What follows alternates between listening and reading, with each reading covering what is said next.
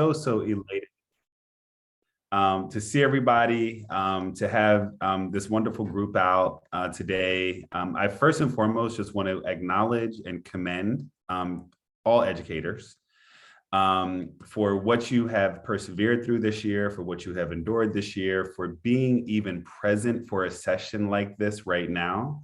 What you're doing really matters. I've said this multiple times.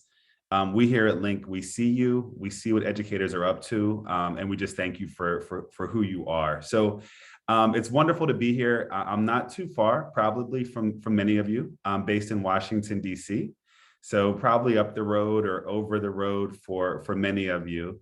And today we're going to be talking about this idea of how does blended learning create a foundation and an opportunity for more equitable classrooms.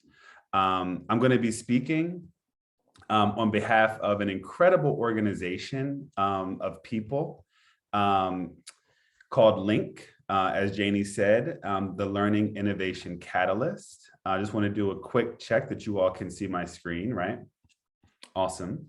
For those of you who are on Twitter, I'd always love to connect and build my community. You can find me at Jason Todd Green. And we have some other information here as well. I really am grateful for WHRO. Janie and I met a couple months ago, actually, at a conference where she attended this session that I did in Virginia at Visti, which was a really awesome opportunity there as well.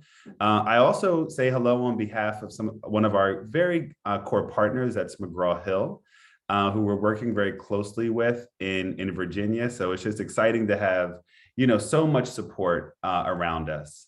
So let's have some fun with this. So first and foremost, I mentioned that I'm the co-founder and co-CEO of an organization called Link. And so everything that I do is really the culmination of some brilliant minds, a lot of folks that you're seeing right here on the screen. So I give a big hello from our community. And as we've all had to adjust to the world the last couple of years, our community has looked different the last few years. And we are now a little bit more virtual, definitely a lot more blended. And so the work and conversation around blended learning has become just more and more critical. So I definitely also give greetings from our current team and what they look like in a much more hybrid and blended world. And to that end, one thing that we found as an organization is the work that we do to connect with each other is more important now than it's ever been. The work that we know is central to learning around relationships is something that is a little bit harder in some of the spaces that we've had to navigate. And so we do something at Link that we call connection before content, meaning we like to actually get a sense of who we're working with, who you are, what's on your mind, and then really have that be the foundation for anything that comes next. So what I'd like to do for my connection before content is actually just take a moment and check in with you all. And you can do this in the chat, something that we call, we'll try what we call a waterfall for those who this is available to. I'm going to ask that you think of just one word to describe how you're feeling right now. Take a moment, check in with yourself. And before putting it into the chat, I'm going to ask that you,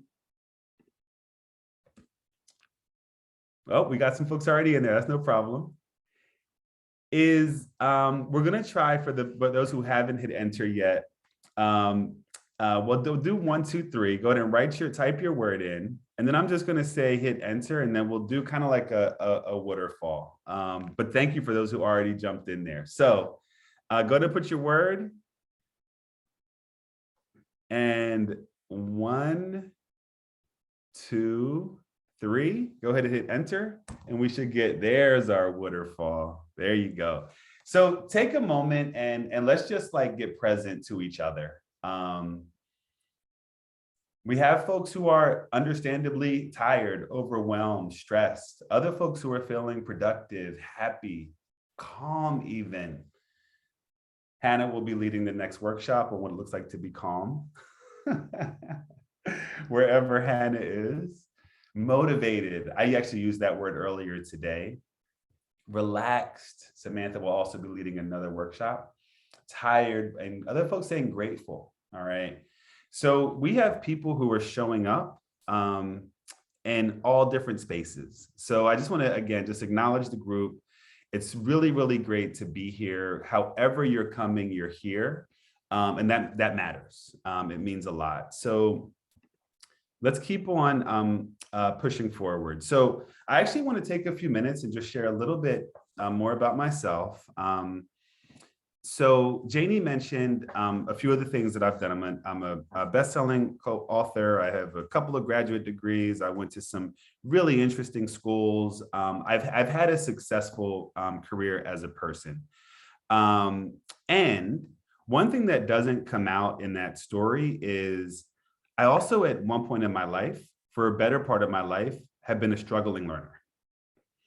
So you all can see on my screen here, any math people out there, and I'm so happy to see so many faces. Any math people out there? So you obviously know what this is. Like, this is that chart from multiplication times where somewhere around third grade, second grade, fourth grade, wherever this happens, at least when I was coming up, we saw this box of numbers, and this is what they use to help us understand multiplication tables. And I actually remember, as a third grader, this was for me, seeing this box of numbers and being completely lost in class. I had no idea what this grid was. I had no idea how to make any sense of this box of numbers. And I actually remember leaning over to a classmate and asking, Laurie was her name, what was going on with these numbers. And she helped me unpack it. She helped me understand that this was like, this thing called multiplication. And then I went on a little bit further and I got to 7th grade, and my math teachers began to introduce algebra. And I actually remember, again, sitting in algebra class as a 7th grader. It was at that point probably the pre-algebra, and wondering why there were now letters in math. And it made no sense to me why at this point we were introducing letters in math class. And I actually, again, remember sitting next to one of my classmates, this time it was Joel Lefferts, and he actually said to me, just pretend that the letters are numbers. And that was my aha moment for algebra. It was a student, one of my colleagues, saying to me, imagine. And I said, okay, I can pretend. That's one thing I can definitely do. And algebra opened up for me. So much so that I decided to go on to my time at Morehouse College in Atlanta. I actually decided to go on and major in chemistry. So some of you might recognize some of this scratch, which looks like it's scratched to me at this point. But this is a notes from a class called physical chemistry, sometimes known as quantum mechanics or quantum physics. And again, I was completely lost in class. I leaned over to one of my classmates, Marcus Crawford, and I said, what is happening in class? And Marcus, no lie, Marcus said, I have no idea.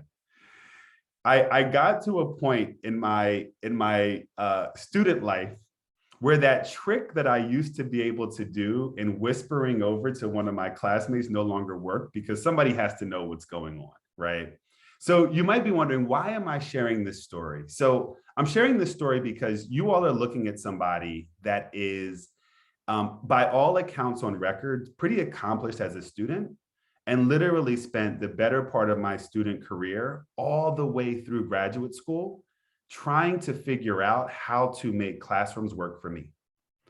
So while I wasn't getting in trouble because I was always whispering to my classmates, I was waiting to have class be finished so that I could go and learn outside of class, right? So I was that student that would sit in class because you were supposed to sit in class, and then would have to, after class, go and actually learn, right? So when I have this conversation with educators, it's really interesting to take a moment and actually get present to, how did you, as a teacher, and I know many of you are teachers out there, how did you as a teacher have to make adjustments in your classrooms as first a learner. So just take a moment, and I'm just going to ask you to just do a quick reflection. No, there's nothing to do here in the chat. You don't have to do anything like that.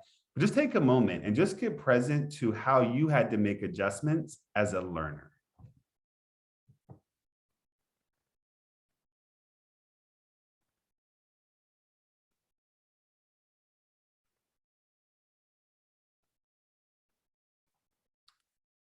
So just by quick, like show of hands or anything you can do, as you thought about yourselves as learners, who also had an experience where you had to do things a little bit differently to have classrooms work for you?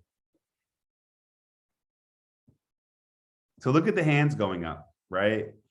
So typically when I ask this question in any setting, usually more than half, sometimes as many as 70% of teachers acknowledge that they had to do some different things as learners, right? So here's the reason why I start this conversation with that.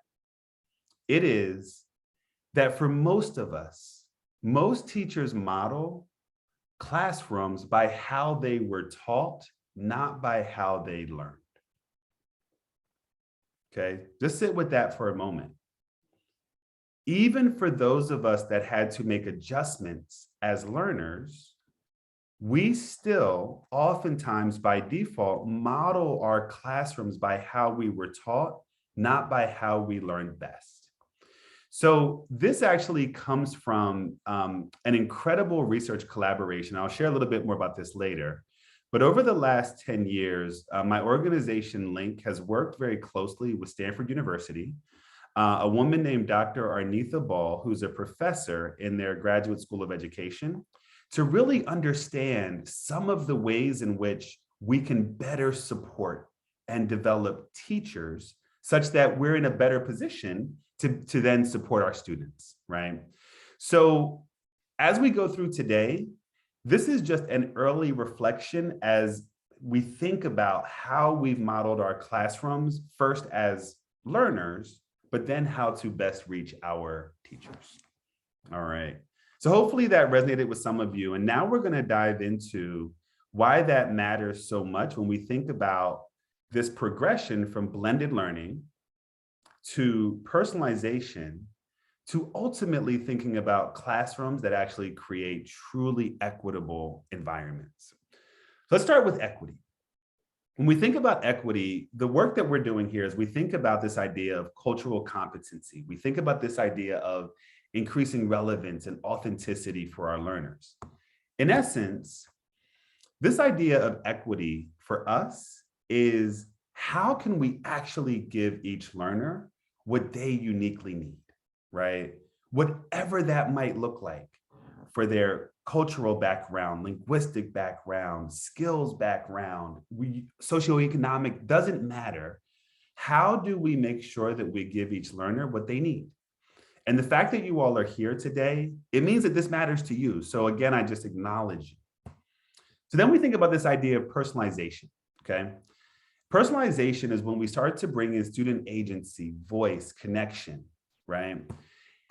And the question that we ask with regard to personalization is, how can I more fully know each one of my students?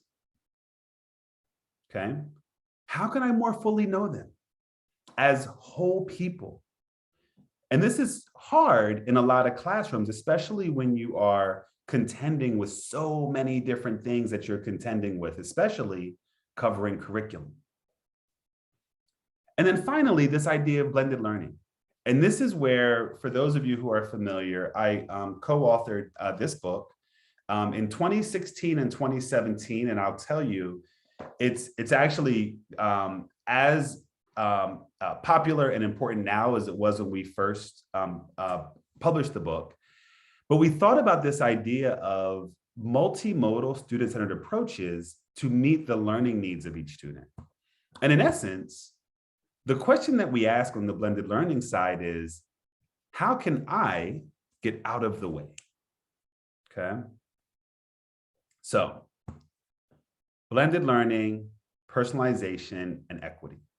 So over the course of the next 20, 30 minutes or so, what I'm going to do is kind of unpack each one of these concepts a little bit more so that as educators, wherever you are, teacher, coach, school leader, district administrator, that we can better understand each one of these concepts, how they relate to each other, and then ultimately how we can truly support equity in our classrooms. Let's start with the first one. How can I get out of the way? Okay. So this idea of blended learning is something that I'm sure folks have been hearing a lot about recently, whether you like it or not. This is actually this idea of bringing multimodal student-centered approaches to meet every student. So when we've did our work around this kind of blended learning concepts, first thing we had to do was really think about this idea of teacher mindset, right? So you see on your screen, we have two different classrooms, right? One is a very obvious one, especially from last year, right? When we were all in front of Zoom, way, way too much. And then we have another classroom, which is kind of our more traditional classroom. So one thing that we found is that even as technology was being brought into more learning environments, for many educators, the mindset toward what was happening in classrooms didn't necessarily shift. All that changed was the mechanism or vehicle by which we were delivering content, right? So for a lot of us, classes went from I'm standing in front of a bunch of students in rows to I'm looking at a bunch of boxes on the screen, but I'm still at the center of the learning, right? That's the experience that we found. So technology didn't really revolutionize anything. It just changed where the learning was taking place. So when we think about blended learning, one of the things that I always really promote is how do we begin to see beyond what has been our traditional things and ways that we've operated, right? Because if we don't begin to see beyond that, we run the risk of just creating or recreating the same thing in just new environments, right? So when we think about the definition of blended learning, it really is about leveraging technology to increase personalized learning, to increase student agency, student control over time, place, path, and pace. So it really is about this idea of bringing technology into a pedagogical space that works for more learners. What's also happened is in our book, we actually laid out 4 models for blended learning, okay? The whole classroom rotation or whole group rotation, station rotation, flipped classroom, and playlist, okay? Now, this is actually really, really key because each one of these models, whole group rotation, I'm not going to spend too much time on each model, but each model does something really powerful. So in the whole group rotation, this is where we have students as a whole classroom shifting from one kind of learning activity to another, right? In the station rotation, this is where we may have students moving in smaller groups into different stations within our classroom, okay? In a flipped learning model, this is where we may have a more technology enhanced or some other way to deliver content that's not us lecturing, and then have the work that students are doing with us be much more intervention, practice, other ways. And then of course the playlist, where we're giving students more opportunities for personalized pathways, okay? Those are the models. But here's what's most important. In each one of these models of blended learning, check out what's happening. We're giving the teacher an opportunity to not be in front of the classroom as a lecturer.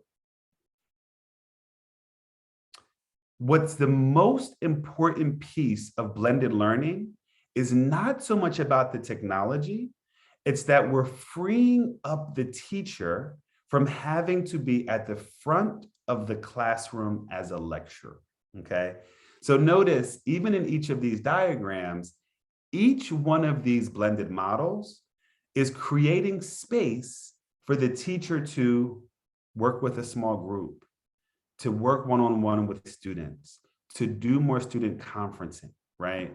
So in essence, blended learning is actually helping the teacher move from the front of the classroom and begin to create more possibilities for how the teacher can then engage with learners, okay?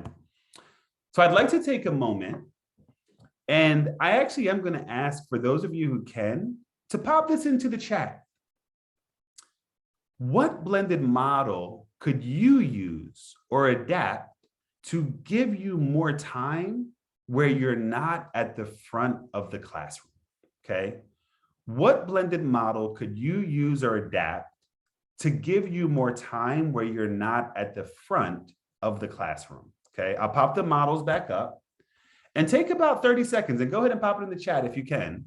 What model would you like to use or adapt to free up more of your space and time to not be at the front of the classroom? All right, go for it. I'll give you about 30 seconds.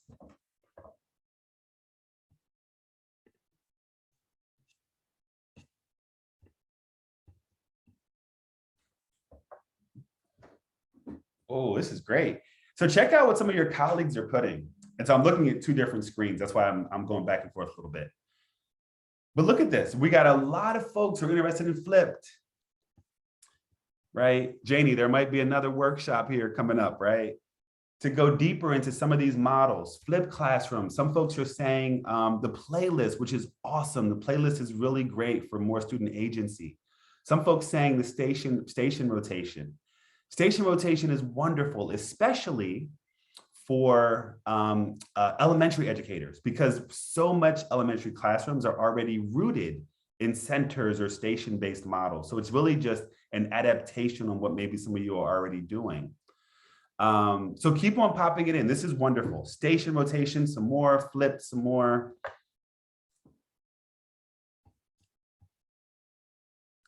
This is great.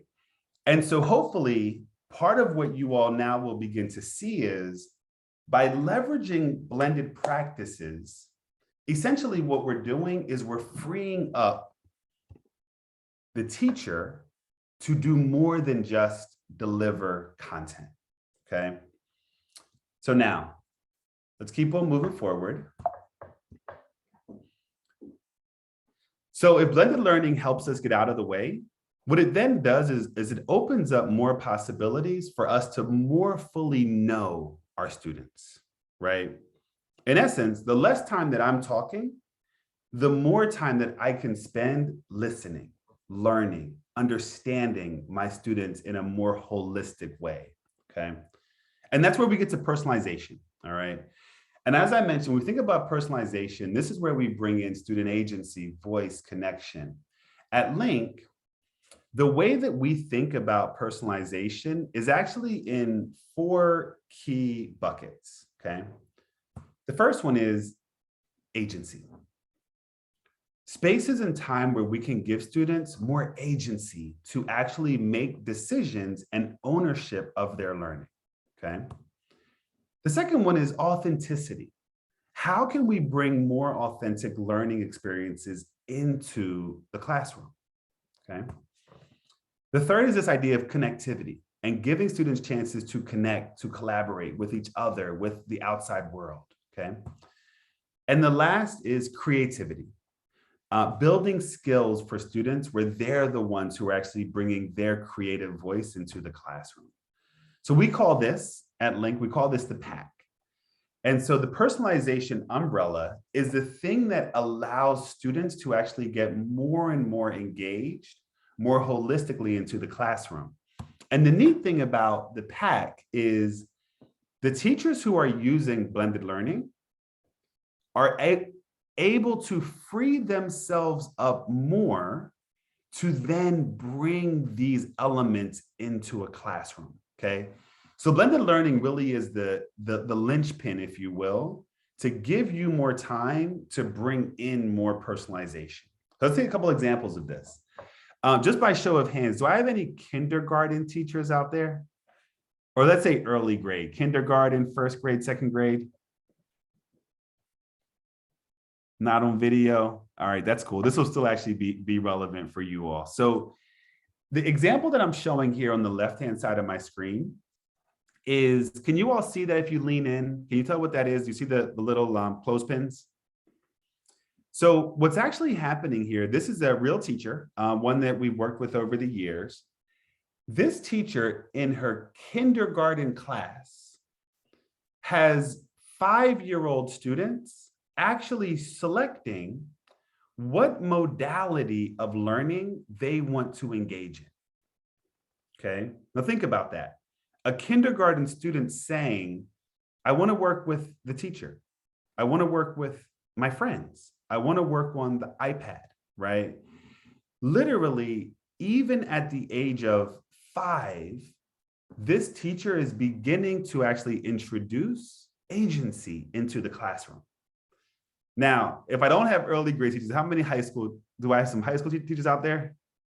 Excellent. I see a couple of hands, high schoolers. Excellent. There are some high school teachers that are like, oh my goodness, I don't know if my students could do that, right? So this teacher is doing this with kindergarten students, yeah?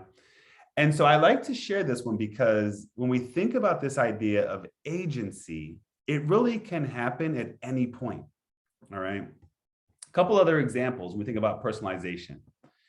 Here's another one that I love. This is a writing class, again, on the left-hand side of my screen. This is a elementary writing class. It's like this I think is a 5th grade class here.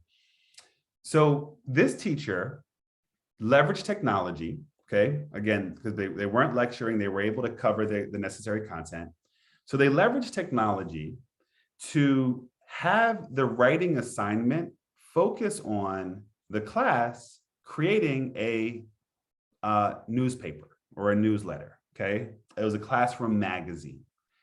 And what they did was they leveraged the Google suite, Google Word, Google Docs, Google Forms, Google Sites, and essentially had the students come together and create their classroom magazine in departments. They had an editorial section, a technology section. So students now were able to choose what they wanted to write about. They were able to then work together, do the research, write, and then publish the magazine to the school. Think about now as a learner, how that writing assignment went from being something that could be very dull to now something really exciting. So the students actually came alive through this writing assignment and they really enjoyed it. This was a teacher who was leveraging connectivity, creativity in the classroom. And here's the last one. This is a middle school example, another one that I love, super simple. On the right-hand side, I'll talk about this one. This was a teacher who leveraged a flipped classroom, but instead of the teacher being the one to create the video, what's actually happening here is the student is creating the video lesson for other students. So this teacher is now leveraging creativity, connectivity. Imagine the level of command for this middle schooler in being able to create, through a very simple flipped video, a lesson for their other classmates. Yeah. I love this example here because what it's doing is it's putting the teacher in a position where not only is the teacher not delivering content, but you're moving the ownership of that content delivery over to a student. Now, who knows if other students benefited from this? It almost doesn't matter. But the fact that this student and teacher were willing to give the opportunity for the student to teach a lesson was just awesome, right? So here's what's cool about this is when we think about personalization, it only is able to happen if the teacher is not at the front lecturing, right? That's only when it's possible. And even more, what personalization does is it helps the learner become an agent, right? It brings more ownership of the learning into the forefront. So now what you have is students who are much more expressive, and you have teachers that are in a better position. Follow me here. They're in a better position to better understand your learners, right? Again, the less time that I'm talking, the more time I can be listening, learning, understanding. Blended learning allows for teachers to move out of the way. Personalization brings the student to the center, okay? So when we think about what comes out of this practice, agency gives the teacher a chance to see how our learners are making decisions. Authentic learning may give our teachers chances to see our students communicate. Connectivity allows us to see how they're collaborating. And of course, creativity gives us a chance to see how our students are problem solving, right? It allows us to see a much more holistic picture of our students. So I want to give one quick example of this, and then we're going to hit the final piece, which is equity, and it really bring it home how these all flow to each other. So this is a really neat example of a teacher, and I know it's small. I'm not going to ask you all to read this, but I'll explain what's going on here. So this was a teacher who actually leveraged technology with a formative questionnaire after a test. And what's happening here is this is a teacher who, there was a student who did really bad on a math test, did really bad, right? So what the teacher did was the teacher sent out a questionnaire following the test just to find out from the students, like, hey, talk to me. What's going on? What was going on? And it wasn't a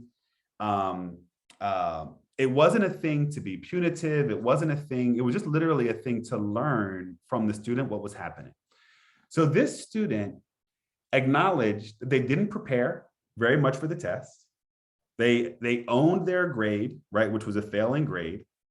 But then they went on to explain that they were really struggling, that they were struggling with their motivation. They were struggling with their insecurities. They were struggling with even asking the teacher for help.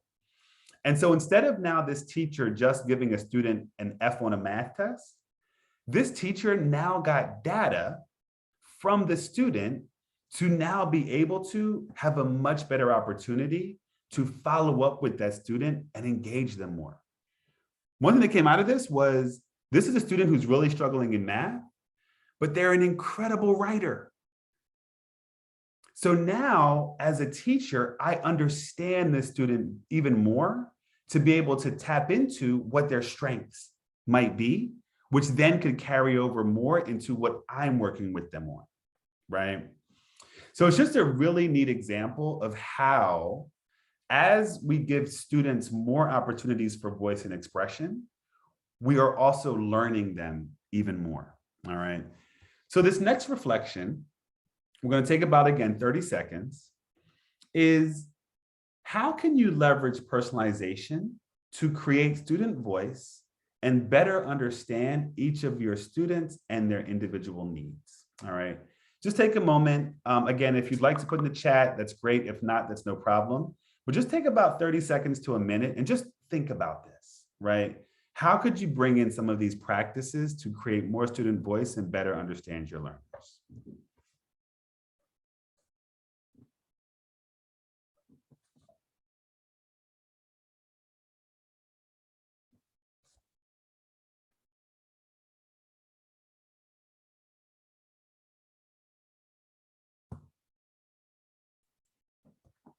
All right.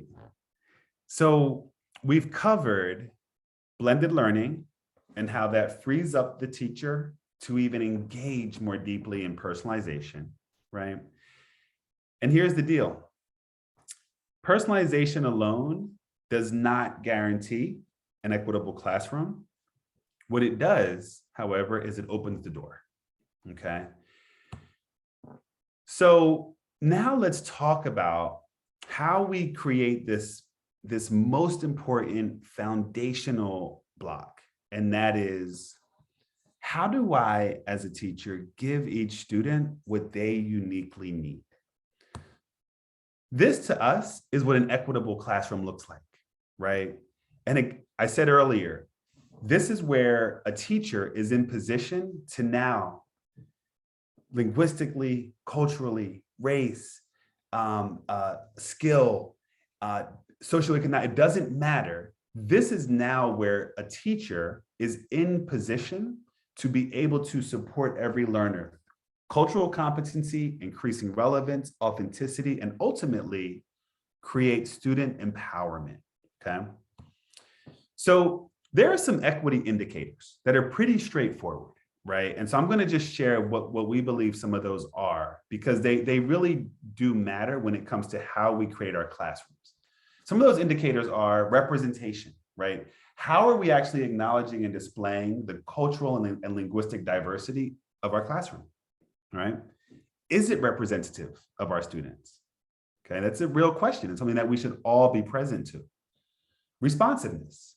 How are we recognizing the cultural relevance and the responses of the materials for our students in the classroom and beyond, right?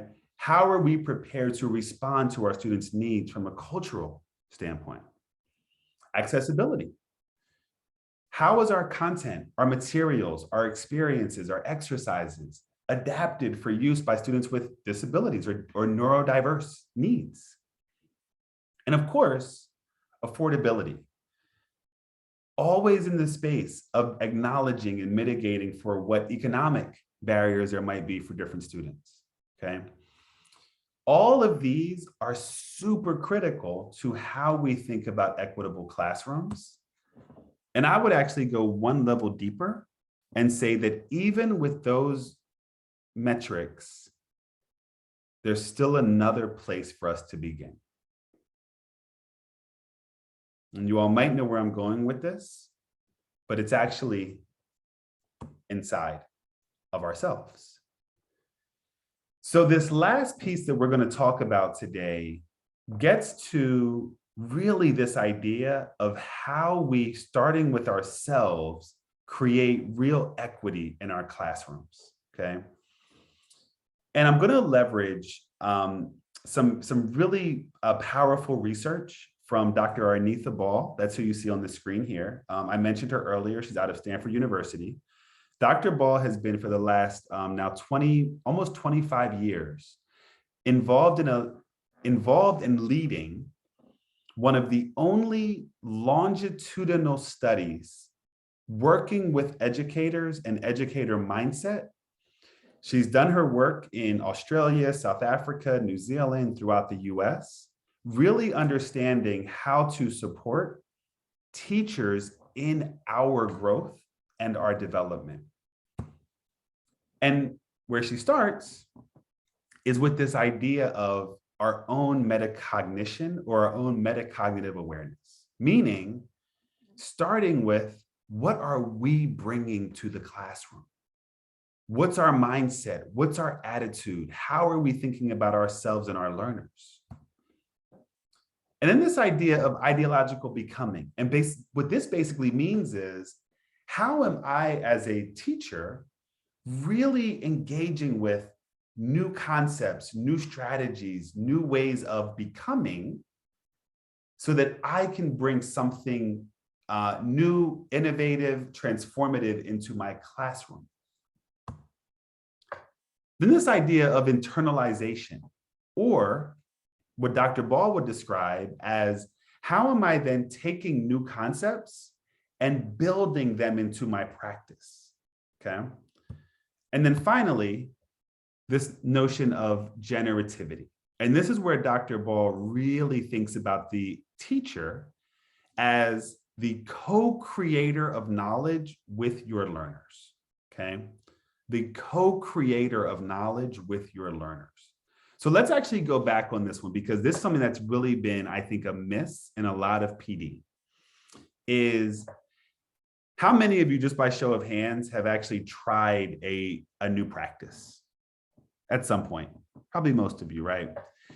And when you've tried that new practice, how often does it work on the first time?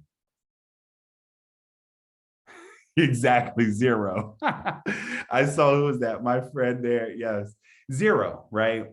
So one thing that's missing from a lot of PD is the acknowledgement that people don't change because you got an idea and you tried a thing and then it worked. it doesn't usually work. So what ends up happening more often than not is, and this has really been the case with blended learning and technology, is you try a thing, it doesn't work, it's super uncomfortable, right? And then what do? We toss it, we go back, we say, oh man, that flipped classroom was a disaster with my students. None of them watched the video. None of them came prepared for class. Flipped classroom must not work, right?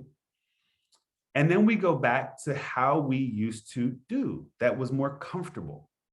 What Dr. Ball realized was there's actually a methodology, and I could spend another 3 hours just talking about this particular process. But what I really want to go to is how the process starts with an awareness of where we are, what our attitudes are, and what mindset we're bringing to the classroom, okay? So this idea of now the teacher that has freed themselves up to better learn their students is on the way to what Dr. Ball describes as becoming a pedagogical problem solver. Here's what that means. It means you're taking the time to learn yourself and your students, right? This only happens when you have enough space to be able to do this. It means you're trying different strategies, right? I started this conversation talking about me as a learner and how most classrooms didn't work for me. Imagine if I had a teacher that acknowledged that knew that, and realized, hey, you know what? This guy actually, he might work better in a small group with his colleagues, right? A teacher who tries different strategies and then gets feedback and iterates. Remember that example that I used a little bit ago of the teacher who actually leveraged that formative questionnaire after a test to get feedback from the student to then be able to iterate their practice.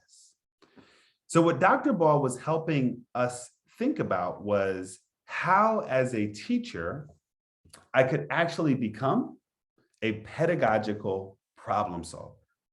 And so at Link, the way that we think about this is this idea of reflection, trying different things through tinkering, and then continuing the growth process, right?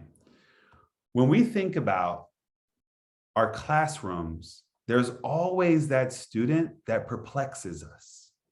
And sometimes that's the student that I see Reagan knows this. Sometimes that's the student that we have a tendency to say, oh, that one's too tough. I can't figure that student out. I'm going to work with these others, right? Dr. Ball's research actually said the exact opposite. She said, go to that student and let that student be the place that you do your research. Let that be the student where you are conducting your better understanding of yourself, of your practice, and you get feedback from that student. That's how we'll actually become better educators. That student is the one that's helping us become what Dr. Ball calls pedagogical problem solvers, right? But the only way, again, for us to get there is to have enough space, blended learning, to learn our students enough, personalization, to then be able to spend time really understanding our students' equity, right? So this last reflection, then we're going to close out, we'll have a few minutes for questions, is how will you do your internal work to ensure equitable classrooms for, in this case, maybe your Black students, your students of color, right? It could be your students of neurodiverse needs. It could be students of other languages. But just take a moment and really think about how might you do your internal work, right? What's happening here to really prepare yourself better for how you'll work with your students of varying needs and backgrounds. All right, take about 15, 20 seconds and just give that some thought. I will, per Janie's request, share this deck with the group, okay? So as we close out, how do we get out of the way? Blended learning. That's how we got out of the way, right? That's how you shift from being a content deliverer for 95% of your time to more fully know your students. Personalization, right? This is where personalization comes in, and give them what they uniquely need. Equity, okay? So the pedagogical problem solver, as we think about it, actually is the teacher who is the reflective practitioner, who nurtures students' voice, who studies students' needs, employs various strategies, and continuously iterates. If you're here today, you're here because you believe in that possibility for your learners, right? And for yourself. So again, I commend you. And I'm going to leave with this quote. It's one of my favorite quotes. But it is that the deepest learning is often the messiest and most uncomfortable. And we must seek opportunities to find discomfort and be willing to exist there for long enough for breakthroughs to happen, right? This is the work of the pedagogical problem solver, and this is the work of the teacher who's really in the business of creating equity in their classrooms. And so with that, I want to say a huge, huge thank you from our incredible team. For those of you who would love more information about us, my colleague, Jamie Barkley, who's somewhere on the screen for you, she's on my top left, will share our website and her email. For those of you who might want to learn more, just go deeper with how we're supporting schools and districts in really creating these environments where all students thrive. And thank you, Janie, for this incredible opportunity to work with this group. And I toss it back over to you. All right, thank you so much. Like Jason said, we've got a little bit of time here, so we'll stick around. And if you have questions, feel free to ask them. You can ask in the chat, or at this point, you can just go ahead and unmute yourself and ask, or even if you just have any comments or anything you want to share, that's fine too. And while that's going on, I'm going to go ahead and put a link for the survey I told you about over in the chat. But if you don't get to that today, no worries. You'll receive an email from me by the end of the week with the slides, a link to the survey, and all that good stuff.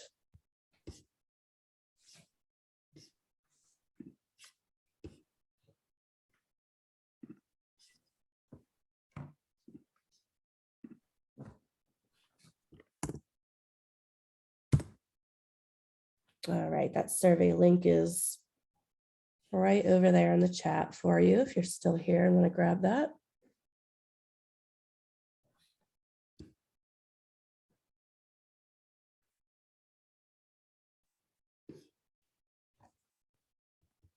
And Janie, I want to say, just hopefully this was beneficial for folks, and that you're walking away with something here that's going to support your practice.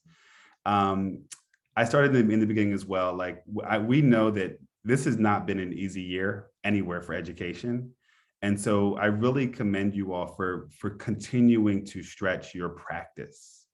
It's a big deal that you're here. And just keep up the incredible work. And if folks have questions that come up even following this, feel free to reach out. We're here. So, again, I just wanted to say, Janie, just thank you for this incredible group.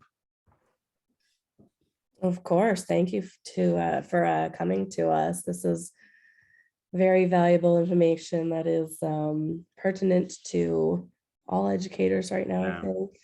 We think so. We think so.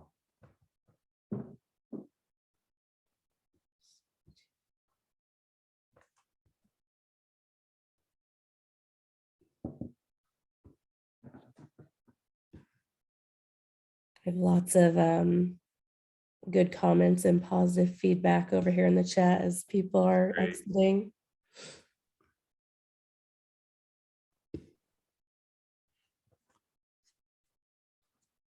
Janie, will you also share the survey feedback with us too?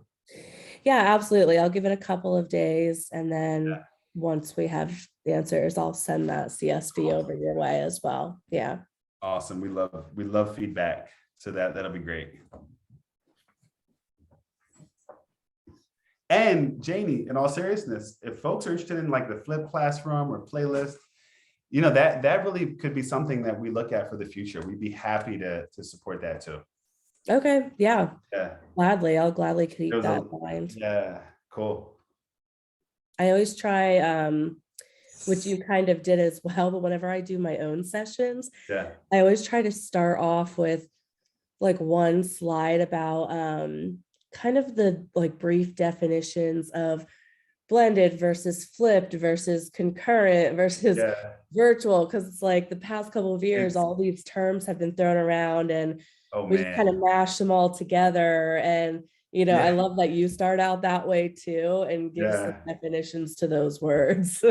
It's so easy to be saying a thing and have 12 different people hearing the same word and then having a different idea of what that thing might be. Yeah.